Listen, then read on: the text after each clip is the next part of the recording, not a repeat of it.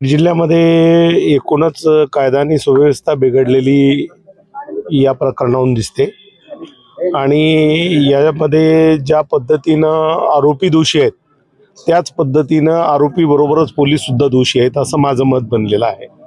पोलिसांनी जर तात्काळ याच्यावरती कारवाई केली असती आणि पोलिसांनी जर ॲक्शन घ्यायला सुरुवात केली असती तर मला वाटतं हा प्रकार इतका अमानुष प्रकार घडला नसता। अत्यंत क्रूर पद्धतीने ही जी हत्या झालेली आहे या हत्येच्या सोबतच जे हत्यारे आहेत त्यांच्यासोबतच पोलिसांचा सुद्धा रोल दिसून येतोय। त्यामुळे पोलिस निलंबित करून भागणार नाहीत तर पोलिसांना जे पोलीस त्याच्यामध्ये इन्व्हॉल्व आहेत अधिकारी इन्व्हॉल्व आहेत त्यांना सहआरोपी केलं पाहिजे अशी आमची मागणी आहे। आणि म्हणून या जिल्ह्यामधलं जे कायदा आणि सुव्यवस्थेचा प्रकार बिघडलेला आहे तो जर व्यवस्थित करायचा असेल तर इथली सामाजिक घडी बांधणं आवश्यक आहे।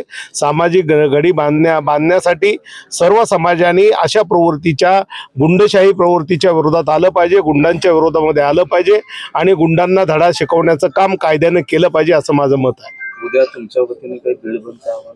नाही, बीड बंदचं नाही पण माजलगाव शहर बंदचं आव्हान करून मी आलेलो आहे आणि मी सर्व संघटनांना, सर्व समाजाच्या संघटनांना, सर्व पक्षाच्या संघटनांना सोबत घेऊन, सर्व पक्षीय सर्व समाज सोबत घेऊन माजलगाव शहर बंद करण्याचं आव्हान आम्ही उद्या केलेलं आहे, 13 तारखेचं केलेलं आहे।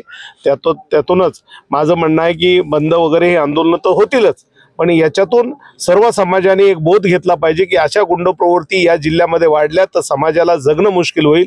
समाजाला जर सुरक्षितपणे वावरायचं असेल तर अशा गुंड प्रवृत्तींना ठेचून काढलं पाहिजे असं माझं मत आहे।